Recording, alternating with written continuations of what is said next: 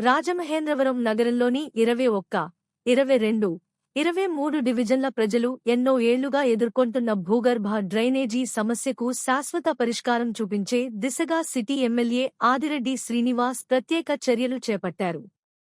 British కాలంలో నిర్మించిన భూగర్భ డ్రైనేజీ వ్యవస్థలోని ప్రధాన మార్గం పూర్తిగా మూసుకుపోవడంతో మురుగునీరు నిల్వ ఉండటం, డ్రైనేజీలు పొంగిపొర్లడం, దుర్వాసన, దోమల సమస్యలు తలెత్తి స్థానిక ప్రజలు తీవ్ర ఇబ్బందులు ఎదుర్కొంటున్నారు. ఈ సమస్యపై ప్రజల నుంచి వచ్చిన విజ్ఞప్తులను పరిగణనలోకి తీసుకున్న ఎమ్మెల్యే నగర పాలక సంస్థ అధికారులతో పలుమార్లు సమీక్షలు నిర్వహించి ప్రత్యేక కార్యాచరణ ప్రణాళిక రూపొందించారు. దీని భాగంగా భూగర్భ డ్రైనేజీ మార్గాన్ని గుర్తించి ఆధునిక యంత్రాల సహాయంతో డీసిల్టింగ్ పనులు చేపట్టారు. దశాబ్దకాలంగా పేరుకుపోయిన మట్టి, వ్యర్థాలను తొలగిస్తూ డ్రైనేజీ వ్యవస్థను పూర్తిస్థాయిలో పునరుద్ధరించే పనులు వేగంగా కొనసాగుతున్నాయి. గోదావరి గట్టున జరుగుతున్న పనులను ఎమ్మెల్యే ఆదిరెడ్డి శ్రీనివాస్ స్థానిక నాయకులు, నగర పాలక సంస్థ అధికారులతో కలిసి పరిశీలించారు. పనులను నాణ్యతతో పాటు వేగవంతంగా పూర్తి చేయాలని అధికారులకు సూచించారు. భవిష్యత్తులో మురుగునీటి నిల్వ సమస్యలు పునరావృతం కాకుండా శాశ్వత చర్యలు తీసుకోవాలని ఆదేశించారు. ఈ సందర్భంగా ఎమ్మెల్యే మాట్లాడుతూ ప్రజల సమస్యలను క్షేత్రస్థాయిలో గుర్తించి వాటికి శాశ్వత పరిష్కారాలు అందించడమే తమ లక్ష్యమన్నారు. బ్రిటిష్ కాలం నాటి డ్రైనేజీ వ్యవస్థ మూసుకుపోవడం వల్ల 21, 22, 23 డివిజన్ల ప్రజలు ఎన్నో ఏళ్లుగా ఇబ్బందులు పడుతున్నారని, సమస్యను పూర్తిగా పరిష్కరించేందుకు ప్రత్యేక దృష్టి సారించామని తెలిపారు. గోదావరిలోకి నేరుగా కలుషిత జలాలు చేరకుండా చర్యలు తీసుకోవడంతో పాటు పర్యావరణ పరిరక్షణకు ప్రాధాన్యత ఇస్తున్నామని చెప్పారు. డ్రైనేజీ వ్యవస్థ సక్రమంగా పనిచేయడం వల్ల మురుగునీటి ప్రవాహం మెరుగుపడి ప్రజారోగ్య సమస్యలు తగ్గడంతో పాటు పరిసరాలు పరిశుభ్రంగా మారుతాయని పేర్కొన్నారు. మన వార్డులో మన ఆదిరెడ్డి కార్యక్రమం ద్వారా ప్రజల సమస్యలను నేరుగా తెలుసుకుంటూ ప్రతి సమస్యకు సాధ్యమైనంత త్వరగా పరిష్కారం చూపిస్తున్నామని తెలిపారు. నగర అభివృద్ధి, పారిశుద్ధ్య నిర్వహణ, మౌలిక సదుపాయాల కల్పన విషయంలో రాజీ పడకుండా పనిచేస్తూ ప్రజలకు మెరుగైన జీవన వాతావరణం కల్పించడమే తమ ప్రధాన లక్ష్యమని స్పష్టం చేశారు. ఈ కార్యక్రమంలో స్థానిక కూటమి నాయకులు, కార్యకర్తలు, నగర పాలక సంస్థ ఇంజనీరింగ్, పారిశుద్ధ్య విభాగాల అధికారులు పాల్గొన్నారు.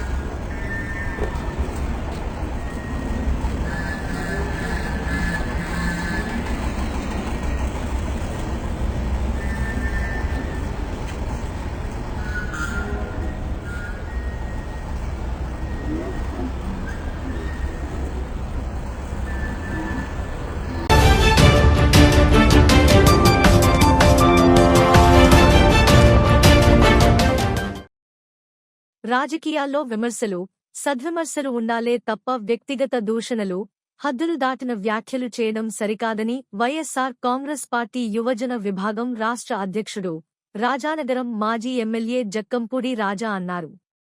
మంగళవారం రాజమహేంద్రవరంలోని తన కార్యాలయంలో నిర్వహించిన మీడియా సమావేశంలో ఆయన మాట్లాడారు.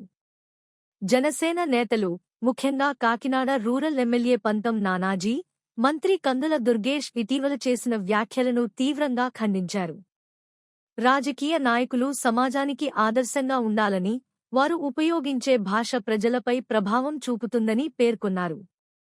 మాజీ ముఖ్యమంత్రి వై.ఎస్.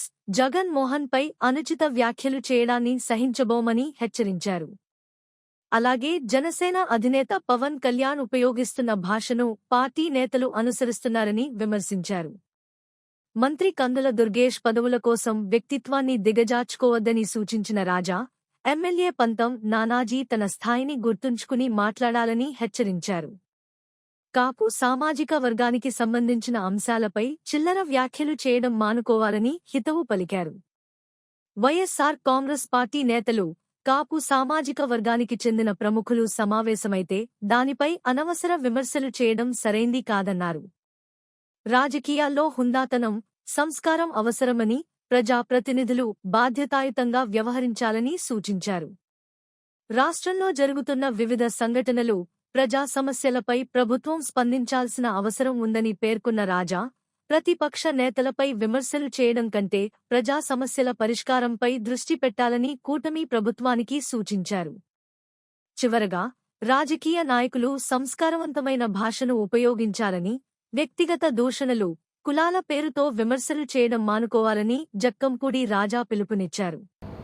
ఎందుకు అసలు భాషని పరిధి దాటి మాట్లాడుతూ ఉన్నారు? విమర్శలు, ప్రతి విమర్శలు అనేటువంటి సహజం. ఈవేళ మొదలైనటువంటిది కాదు ఇది.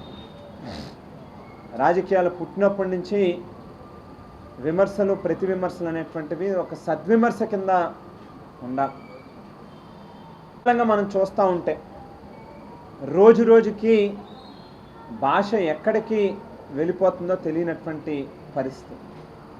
సమాజానికి ఏ రకమైనటువంటి సందేశం మనం ఇస్తా ఉన్నాం అనేటువంటిది మన అందరం కూడా ఆత్మపరిశీలన చేసుకోవాల్సినటువంటి అవసరం ఉంది. ఈవేళ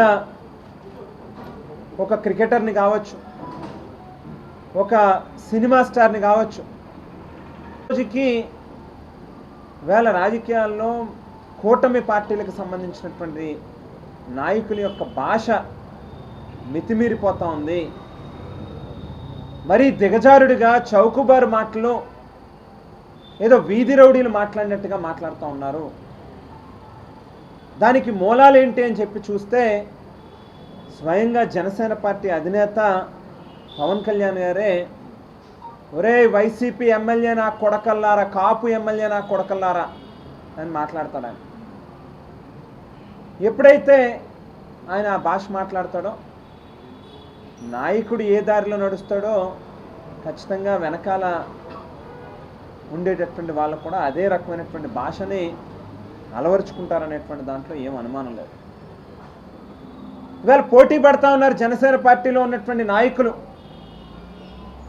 నేను ఒక మాట మాట్లాడితే దానికి అంతకు మించినటువంటి బూతులో, లేకపోతే అంతకు మించి దిగజారినటువంటి మాటలో మాట్లాడేటటువంటి పరిస్థితి.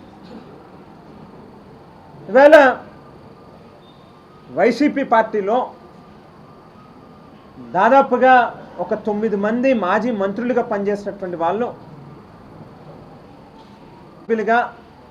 వివిధ హోదాలలో ఓ గౌరవప్రదమైనటువంటి పదవుల్లో పనిచేసినటువంటి వాళ్ళు, 6 సార్లు 5 సార్లు ఎమ్మెల్యేలుగా పనిచేసినటువంటి వాళ్ళు కలిసి ఒక చోట సమావేశమై వైఎస్ఆర్ కాంగ్రెస్ పార్టీ బలపడడానికి కాపు సామాజిక వర్గాన్ని ఏ రకంగా మన వైపు ఆకర్షించుకునేటట్టుగా చూడాలి, తిరిగి కాపు సామాజిక వర్గానికి మేలు జరగడానికి వైఎస్ఆర్ కాంగ్రెస్ పార్టీని ఏ రకంగా ఉపయోగించుకోవాలి అనేటటువంటి దాని మీద ఒక చక్కటి సమావేశం జరిగితే దాని మీద ఏదో జరిగిపోతుందనేటువంటి ఒక ఆందోళనతో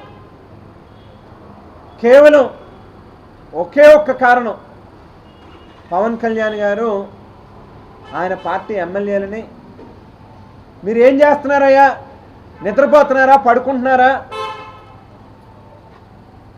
అంతమంది కలిసి నా మీద విమర్శిస్తుంటే, లేకపోతే ఈ రాష్ట్రంలో ఇన్ని రకాల సమస్యలు వస్తుంటే, ప్రభుత్వం చేసేటటువంటి తప్పుల్ని అవతల వాళ్ళు వేలెత్తి చూపిస్తుంటే మీరు మాట్లాడరా, మీకు గొంతు రాదా, మీరు మౌనంగా ఎందుకుంటారు, నేనే ప్రతిసారి స్పందించాలా అని చెప్పనంటే అదేదో సినిమాలో చూస్తాం మనం. పద్మశ్రీ బ్రహ్మానందం గారు కమెడియన్, ఓ ప్రముఖ కమెడియన్, నాగార్జున గారు చూస్తున్నారా నన్ను అని అడుగుతాడు, మార్కులు వేయండి అని అడుగుతాడు. ఆ రకంగా పవన్ కళ్యాణ్ గారు ఎప్పుడైతే జనసేన పార్టీ ఎమ్మెల్యేలని మీరు మాట్లాడరా, మీరు ఎందుకు మౌనంగా ఉంటారని అనగానే వెంటనే పవన్ కళ్యాణ్ గారు నన్ను చూస్తున్నారా అని చెప్పి కెమెరా ముందు నుంచునేటటువంటి కార్యక్రమం చేస్తారు. నిజానికి ఈవెన్ దుర్గేష్ గారు లాంటి నాయకులకు కూడా వాళ్ళకి తెలుసు వాళ్ళు ఎందుకు స్పందించట్లేదు అనేటువంటిది వాళ్ళ ఆత్మసాక్షికి తెలుసు. రాజకీయాల్లో ఇన్ని సంవత్సరాల పాటు, ఇన్ని దశాబ్దాల పాటు రాజకీయాల్లో ఉన్నటువంటి నాయకులకి జరిగింది తప్పు, దాని మీద ప్రభుత్వం తప్పు ఒప్పుకుని ప్రజల ముందు క్షమాపణ చెప్పాలి తప్పితే మనం ప్రతిపక్షాల మీద ప్రతిదాడి చేయకూడదు అనేటువంటిది వాళ్ళకి తెలుసు. కాబట్టే వాళ్ళ ముందు మాట్లాడలే. కానీ ఎప్పుడైతే పవన్ కళ్యాణ్ గారు పాపం లబోదిబోమని గుండెలు బాదుకుని వీళ్ళని మాట్లాడటం మొదలు పెడతాడో వెంటనే వాళ్ళ పదవులు కాపాడుకోవడం కోసం ఏదో ఒకటి నోటికి ఏదో వస్తే అది మాట్లాడాలనేటువంటి ప్రయత్నం చేయడం ఇది సమంజసం కాదు. రాజకీయాల్లో ఒక అకౌంటబిలిటీ ఉండాలి, ఒక జవాబుదారీ ఉండాలి, భాషకి ఒక హద్దు ఉండాలి.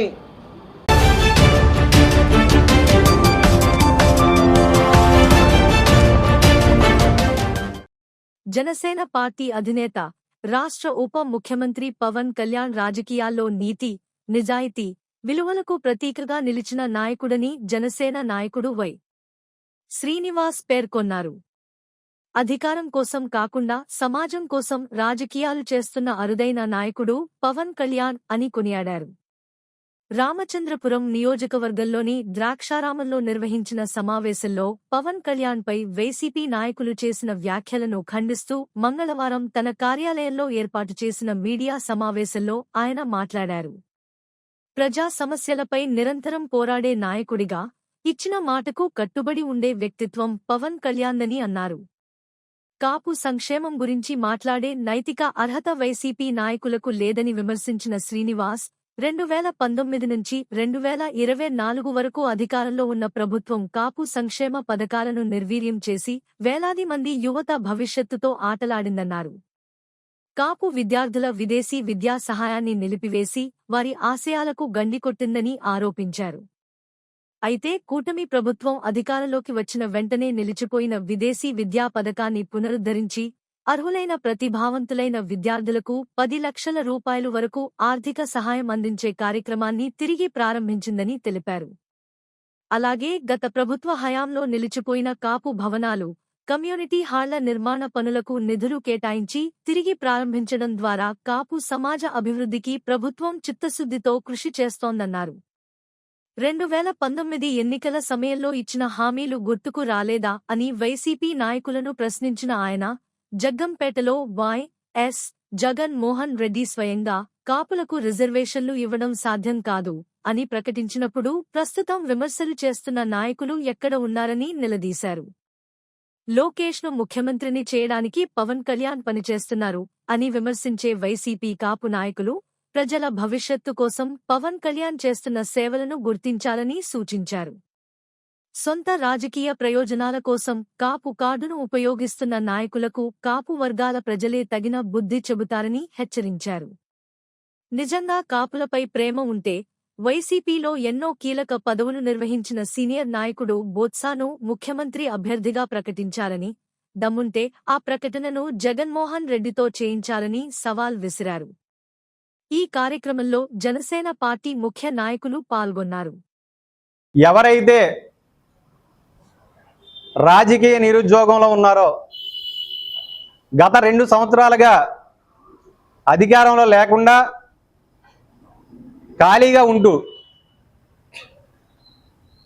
ఏ కాలక్షేపం చేయడానికి ఏ పని లేనటువంటి నాయకులు ఎవరైతే ఉన్నారో వాళ్ళందరూ కలిసి ఒక సమావేశాన్ని ఏర్పాటు చేసి పవన్ కళ్యాణ్ గారి గురించి, జనసేన పార్టీ గురించి, కూటమి గురించి మాట్లాడడం జరుగుతూ ఉంది.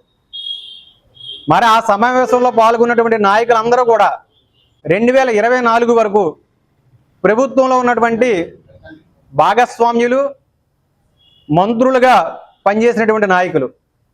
మరి వారి యొక్క ఈరోజు సడన్గా కాపుల మీద ఎక్కడ లేనటువంటి ప్రేమ వచ్చి కూటమి ప్రభుత్వంలో కాపులకు అన్యాయం జరుగుతుందని చెప్పి మాట్లాడుతూ ఉన్నారు. మరి 2019 నుంచి 2024 సంవత్సరం వరకు 5 సంవత్సరాలు మీ పార్టీ అధికారంలో ఉంది. మీరు దాంట్లో మంత్రులుగా పనిచేసి ఉన్నారు. మరి ఆ రోజు కాపుల యొక్క ప్రయోజనాలు కానీ, కాపులకు జరుగుతున్నటువంటి అన్యాయం మీద కానీ మీరు ఎందుకు మాట్లాడదని చెప్పి మేము ప్రశ్నిస్తూ ఉన్నాం. స్వయంగా మీ పార్టీ అధ్యక్షుడు జగన్ రెడ్డి 2019 ఎన్నికల ముందు ఎన్నికల ప్రచారంలో భాగంగా జగ్గంపేట నియోజకవర్గంలో కాపులకు రిజర్వేషన్ అమలు చేయడం కుదరదని చెప్పినప్పుడు మీరు ఏం చేస్తూ ఉన్నారు?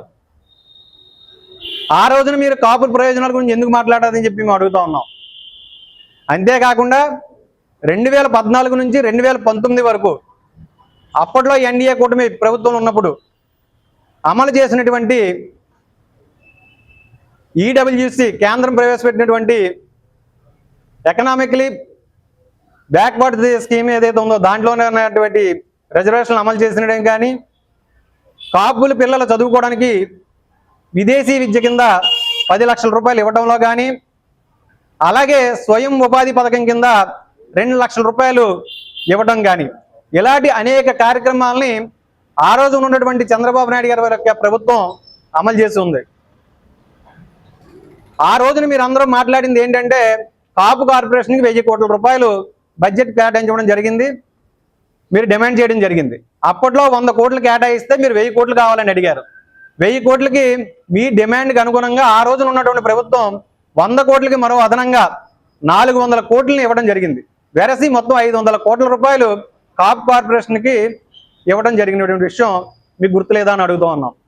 మరి మీరు 2019 అధికారంలోకి వచ్చిన తర్వాత ఈడబ్ల్యూసి స్కీమ్ కానీ, కాపు విద్యార్థులకు విధించినటువంటి విదేశీ రుణం కానీ, స్వయం ఉపాధి పథకం కానీ, సివిల్ సర్వెంట్కి ఫ్రీగా కోచింగ్ ఇచ్చేటువంటి కార్యక్రమం కానీ ఏ పథకం మీరు అమలు చేయకుండా ఈ రోజున కొత్తగా పవన్ కళ్యాణ్ గారి గురించి కానీ, ఎన్డీఏ కూటమి ప్రభుత్వం గురించి మాట్లాడుతూ ఉన్నారు. ఏ రకంగా మీరు మాట్లాడుతూ ఉన్నారు అని అడుగుతూ ఉన్నాం. కేవలం మీ రాజకీయ నిరుద్యోగం కోసం కూటమి ప్రభుత్వం అత్యద్భుతంగా పనిచేయడంతో 2 సంవత్సరాలు పూర్తి చేసుకుంది. ఎట్టి పరిస్థితుల్లో, ఏ అవకాశాలు లేని పరిస్థితుల్లో కులాల చిచ్చుని రాజేసి చలి కాకూడనటువంటి చూస్తున్నటువంటి వైనాన్ని రాష్ట్రంలో ఉన్న ప్రజలు కానీ, ప్రత్యేకించి కాపు యువత కానీ గమనిస్తూ ఉందని చెప్పి మీకు ఈ సందర్భంగా తెలియజేస్తాం.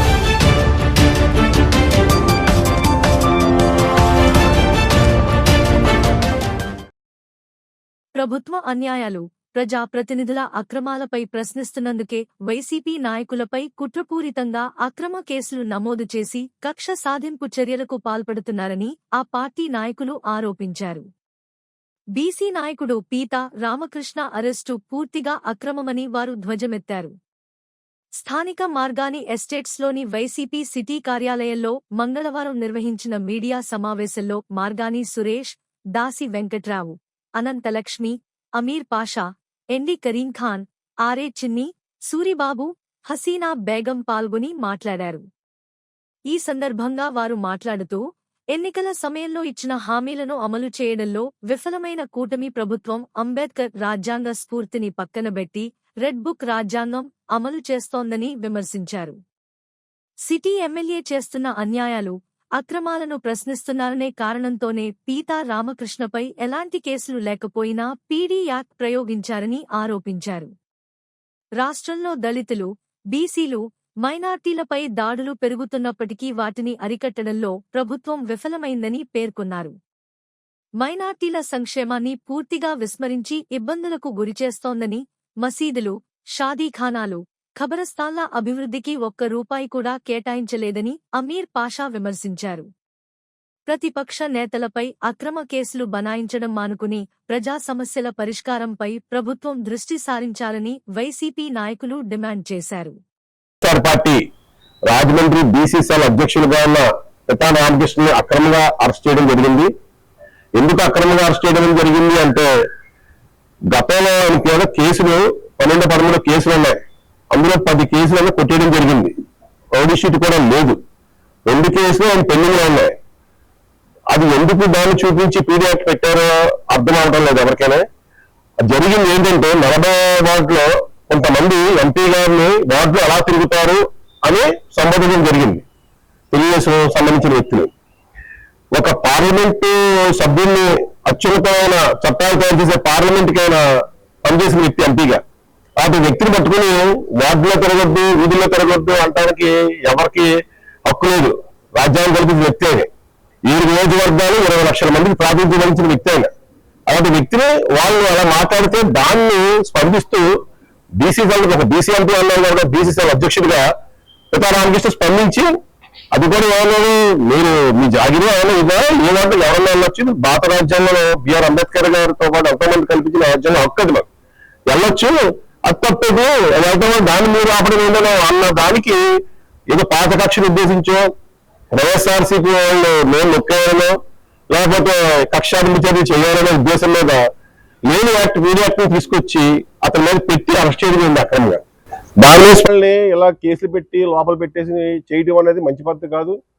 ఈ విషయం మీద పితా రామకృష్ణకి అక్రమంగా అరెస్ట్ చేయడం అనేది కరెక్ట్ కాదని తెలియపరుస్తూ, దీని మీద వైఎస్ఆర్ పార్టీ వాళ్ళ కుటుంబానికి మన మాజీ పార్లమెంట్ సభ్యులు భరతరామ్ గారు అండగా ఉంటారని. ఈ వైఎస్ఆర్ కాంగ్రెస్ పార్టీలో ఉన్న కార్యకర్తలను తొక్కడమే మెయిన్ ఎజెండా. ఈ రోజు పితా రామకృష్ణని అరెస్ట్ కారణం ఏంటంటే, ఆయన వచ్చిన తర్వాత అతని మీద రౌడీ షీట్ మీరు తీయించలేదా? మా వైపు 1-2 ఉన్నాయేమో, మీ వైపు ఎంతమంది ఉన్నారు రౌడీ షీటర్లు? రేపు 2029లో అధికారంలోకి వచ్చిన తర్వాత పరిస్థితి ఏంటి? ఇప్పుడు పితా రామకృష్ణ కుటుంబానికి ఎవరు ఆర్థికంగా నిలబడతారు? ఒక ఇంటి పెద్ద అరెస్ట్ అయితే వాళ్ళ ఫ్యామిలీ పరిస్థితి ఏంటి? ఇది ఆలోచిస్తున్నారా మీరు ఏమన్నాను? ఇప్పుడు సవాల్ విసిరేది మీరే. 40వ వార్డులోకి రండి, చూసుకుందాం. సవాల్ విసిరినతను మీరు చేశారు. పక్కన ఎమ్మెల్యే పక్కన కూర్చుని ఆ సింహాద్రి వెంకట అన్న అతను సవాల్ విసిరి 42 వార్డుల్లో వైఎస్ఆర్సీపీ జెండాను ఎగరనీయము అన్నప్పుడు అతని మీద కేసు కట్టారా మీరు? కేసు కట్టరు. అతని మీద కేసు కట్టకుండా ఈ ఎవరైతే వెళ్ళి మేము వచ్చాము చూడండి అన్న వాళ్ళ మీద కేసు కడతారు. అన్ని కులాలకి సంబంధించిన రాజ్యాంగం ఇవాళ ప్రపంచ దేశాలన్నిటిలో క్రోడీకరించి స్టడీ చేసి భారత రాజ్యాంగం ఈ విధంగా ఉండాలా, ఈ విధంగా ఉంటే నా ప్రజలు సక్షేమంగా ఉంటారని చెప్పి మహానుభావుడు రాసి రాజ్యాంగాన్ని అమలు చేయాలి. కానీ రెడ్ బుక్ రాజ్యాంగం అని, దళితుల మీద దాడులని, మామూలు ఈ విధమైనటువంటి హింసాకాండ చేస్తున్నారనే దళితులు ఇవాళ ఓటు బ్యాంక్ ఇచ్చింది కూడా అంబేద్కరే. అంబేద్కర్ ఒక దళితుడికే ఇవ్వలేదు ఓటు బ్యాంకు, మొత్తం అన్ని క్యాస్ట్లకి ఓటు బ్యాంక్ ఇచ్చినటువంటి మహానుభావుడు ఆయన. ఇవాళ ఇంతకు ముందు ఓటు బ్యాంక్ ఎలా ఉండేది? ఇన్కమ్ ట్యాక్స్ రిటర్న్ ఫైల్ చేసే వాళ్ళకి, పెద్ద పెద్ద వాళ్ళకే ఉండేది ఓటు బ్యాంకు. అలాంటి ఓటు బ్యాంక్ కాదు, మొత్తం అందరికీ ఓటు బ్యాంక్ ఉండాలని చెప్పి రాజ్యాంగంలో పొందుపరిచినట్టు మహానుభావుడు అంబేద్కర్. అటువంటి రాజ్యాంగాన్ని అమలు చేయకుండా రెడ్ బుక్ రాజ్యాంగం, ఇంకో బుక్ రాజ్యాంగం అని చెప్పి దళితుల మీద ఊసకోతకు వచ్చి దళితులను బాధ పెట్టడం ఎంతవరకు సమంజసమని నేను అడుగుతున్నా. ఈవేళ దళితులుగా పుట్టడమే తప్ప, మేము దళితులుగా పుట్టకూడదా? దళితులుగా బతకూడదా? దళితులుగా చదవకూడదా? ఆఫీసర్లు అవ్వకూడదా? ఈ విధమైనటువంటి క్యాడర్ మాకు వచ్చింది కాబట్టి మాకు చదువు కూలి పని తప్ప వేరేలో ఏం లేదు. మాకు ఇంకా చదువుకుంటాం, లేకపోతే కూలి పనికి వెళ్తాం. మా ఉన్నవాళ్ళు చదివిస్తారా, లేనివాళ్ళు కూలి చేసుకుని పోతారు. అటువంటి రాజ్యాంగంలో పుట్టినటువంటి దళితులు ఈవేళ హాయిగా స్వేచ్ఛగా బతకడానికి రాసిన రాజ్యాంగాన్ని అమలు చేయాలి తప్ప, ఇప్పుడు ఇవాళ మీరుంటారు, రేపు పొద్దున్న ఇంకొకరు వస్తారు. ఎవరు వచ్చినా ఇవాళ మన స్వతంత్రం వచ్చి 75 సంవత్సరాలు దాటింది. ఈ 75 సంవత్సరాల్లో 3 పార్టీలు వచ్చాయి. జనతా పార్టీ అని, ఆ పార్టీ అని, కాంగ్రెస్ పార్టీ అని, బీజేపీ అని, ఇలాంటివి వచ్చాయి. అన్ని పార్టీల్లోనూ మేము ఉన్నాం. ఆ పార్టీలో స్వేచ్ఛా స్వాతంత్రం ఉండి స్వేచ్ఛగా బతకాలన్న ఉద్దేశంలో దళితులకు కూడా స్వేచ్ఛ ఇవ్వాలి కదా. దళితులు కూడా, మేము కూడా సమాజంలో దళితులు అంటే ఓటు బ్యాంక్ ఉన్న వాళ్ళమే కదా.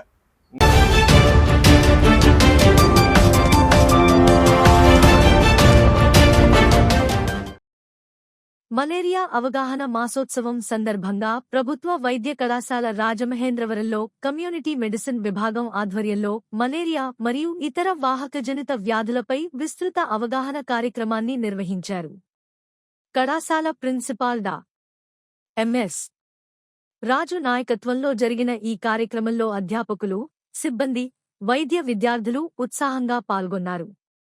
కార్యక్రమాన్ని కమ్యూనిటీ మెడిసిన్ విభాగాధిపతి డా. వివి దుర్గాప్రసాద్ ప్రారంభించి మలేరియా నివారణ, వ్యాధిని ముందస్తుగా గుర్తించడం, సకాలంలో చికిత్స అందించడం, సమాజ భాగస్వామ్యంతో మలేరియా నిర్మూలన సాధ్యమవుతుందని వివరించారు. కమ్యూనిటీ మెడిసిన్ ప్రొఫెసర్ డా. బి. శ్రీనివాస్ నాయక్ మాట్లాడుతూ మలేరియా నిర్మూలనకు దోమలు కుట్టకుండా ప్రతి ఒక్కరూ బాధ్యత తీసుకోవాలని పిలుపునిచ్చారు. అనంతరం కళాశాల ప్రిన్సిపాల్, అదనపు వైద్య విద్యా సంచాలకులు, ఎడిఎమి డా. ఎంఎస్ రాజు మలేరియా, డెంగ్యూ, చికుంగున్యా వంటి వాహకజనిత వ్యాధుల వ్యాప్తి విధానాలు, లక్షణాలు, చికిత్సా పద్ధతులు, నివారణ చర్యలపై సమగ్ర అవగాహన కల్పించారు. పరిసరాల పరిశుభ్రత, దోమల పెంపక కేంద్రాల నిర్మూలన, దోమతెరల వినియోగం, వ్యక్తిగత రక్షణ చర్యల ప్రాముఖ్యతను వివరించారు. మలేరియా నిర్మూలనలో వైద్య విద్యార్థులు కీలక పాత్ర పోషించాలని సూచించారు. వైస్ ప్రిన్సిపాల్ డా. కె. శివప్రసాద్ మాట్లాడుతూ మలేరియా నివారణకు ప్రతి ఒక్కరూ ముందస్తు చర్యలు తీసుకోవాలని, ముఖ్యంగా వారానికి ఒకరోజు డ్రై డే పాటించడం ద్వారా దోమల పెంపకాన్ని అరికట్టవచ్చని తెలిపారు. అవగాహన కార్యక్రమంలో భాగంగా వైద్య విద్యార్థులు దోమల జీవన చక్రం, మలేరియా వ్యాప్తి విధానం, వ్యాధి లక్షణాలు, నివారణ చర్యలు, సకాలంలో చికిత్స అవసరాన్ని ప్రతిబింబించే పోస్టర్లను ప్రదర్శించారు. ఈ పోస్టర్లు ప్రజారోగ్య సందేశాలను సమర్థవంతంగా చాటిచెప్పాయి. అలాగే మలేరియా నివారణ, నిర్మూలన కార్యక్రమంలో తమవంతు కృషి చేస్తామని అధ్యాపకులు, విద్యార్థులు, సిబ్బంది ప్రతిజ్ఞ చేశారు. కమ్యూనిటీ మెడిసిన్ విభాగ అధ్యాపకులు డా. వి.